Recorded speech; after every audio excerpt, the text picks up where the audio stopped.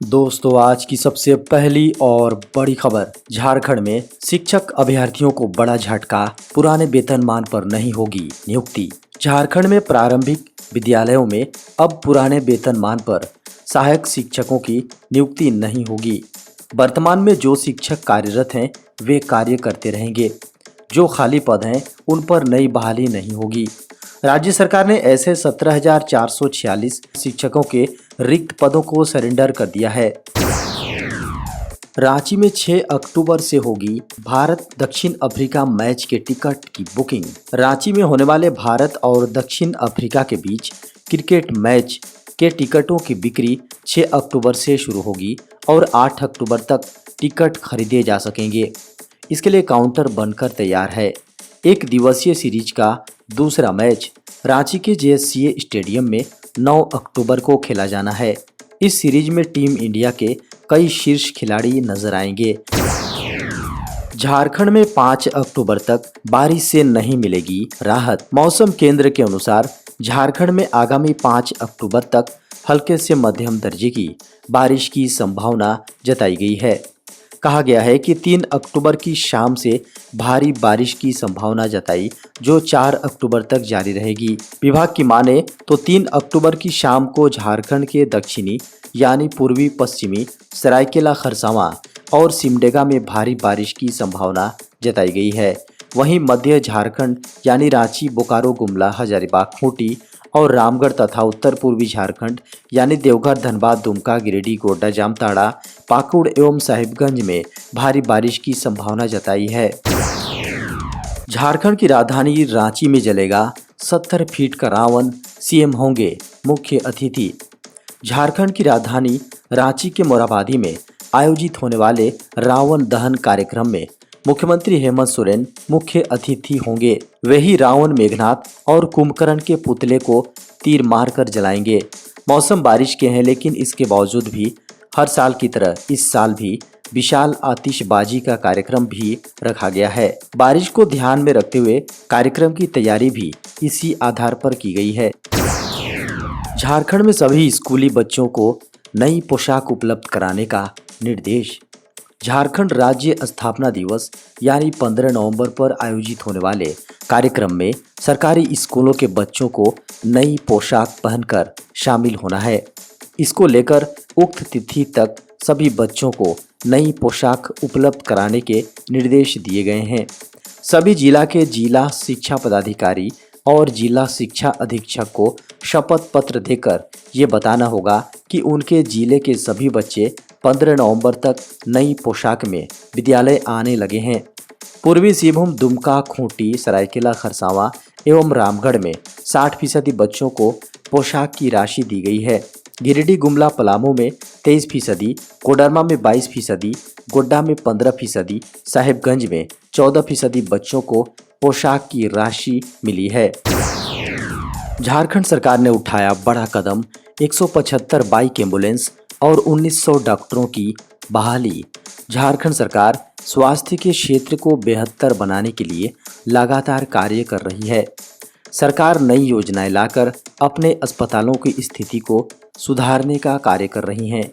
हाल ही राज्य सरकार के स्वास्थ्य मंत्री बन्ना गुप्ता ने कहा कि झारखंड के सभी सरकारी हॉस्पिटलों में 1900 डॉक्टरों की बहाली कराई जाएगी। साथ ही लगभग 175 बाइक एम्बुलेंस भी झारखंड में स्वास्थ्य व्यवस्था सुधारने का काम करेंगी। उन्होंने कहा कि व्यवस्था को सुधारने के लिए लगातार झारखंड सरकार प्रयासरत हैं और इसके लिए DMFT फंड का भी उपयोग किया जाएगा। रेलवे कर्मचारियों को 78 दिन का बोनस देगी केंद्र सरकार। केंद्र सरकार ने दशहरा से पहले रेल कर्मचारियों को बड़ा तोहफा दिया है। त्योहारों के इस मौसम में केंद्र सरकार ने रेलवे कर्मचारियों को 78 दिन के बराबर बोनस देने का ऐलान किया है। सरकार के इस फैसले से लगभग 12 लाख नॉन गेजेटेड रेलवे कर्मचारियों को फायदा होगा। रेल मंत्री अश्विनी वैष्णव ने एक ट्वीट कर प्रधानमंत्री मोदी को बोनस को मंजूरी देने के लिए पूरे रेल परिवार की ओर से धन्यवाद दिया है। बता दें कि रेलवे में उत्पादकता से जुड़ा बोनस पूरे देश में फैले सभी नॉन गेजेटेड रेलवे कर्मचारियों आरपीएफ आरपीएसएफ कर्मियों को छोड़कर कवर करता है। बता दें कि पहले 72 दिन के वेतन के बराबर बोनस दिया जाता था, लेकिन पिछले कुछ वर्षों से 78 दिनों के वेतन के आधार पर बोनस दिया जा रहा है। झारखंड के राजस्व ई कोर्ट में लटके 74,000 मामले।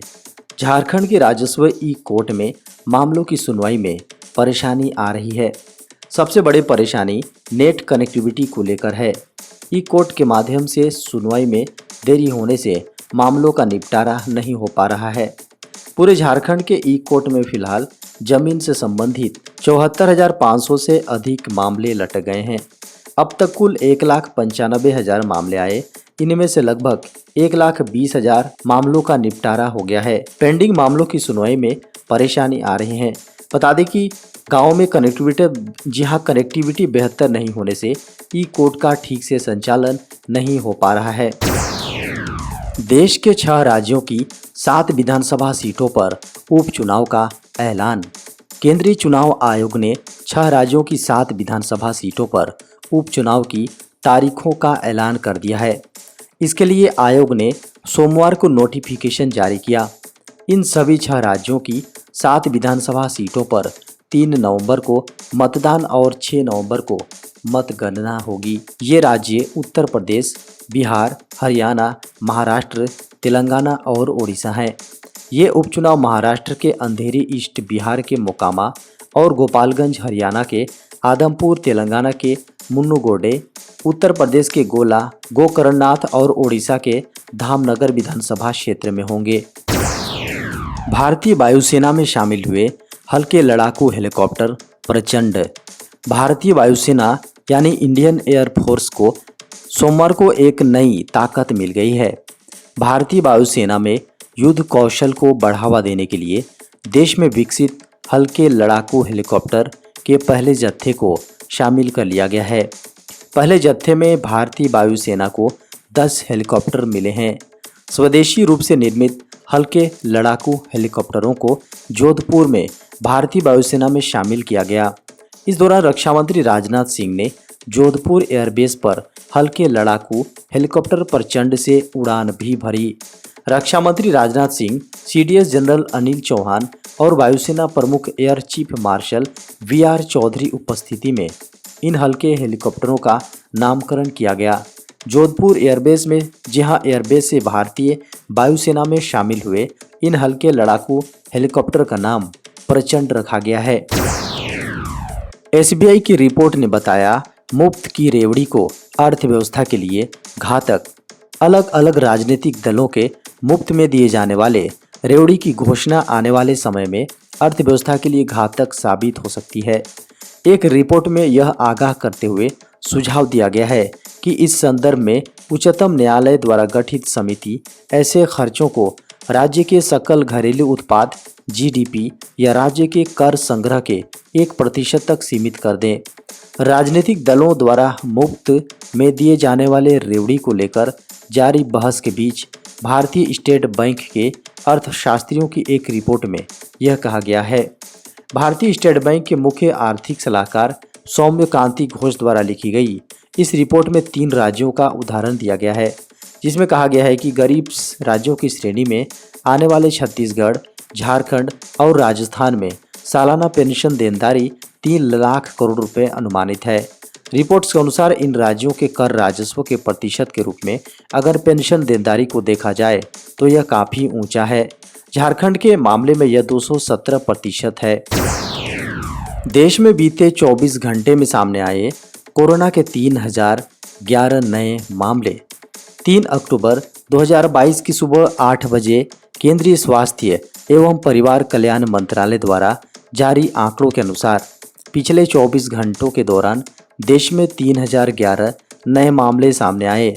इससे पहले 2 अक्टूबर 2022 को 3375 नए मामले सामने आए थे, जबकि 1 अक्टूबर को 3805 नए मामले मिले थे, जबकि 1 जुलाई को 17,070 नए मामले सामने आए थे। आंकड़ों को देखें तो देश में अब सक्रिय मामलों की दर 0.08% है, जबकि रिकवरी दर 98.7% पर पहुंच चुकी है।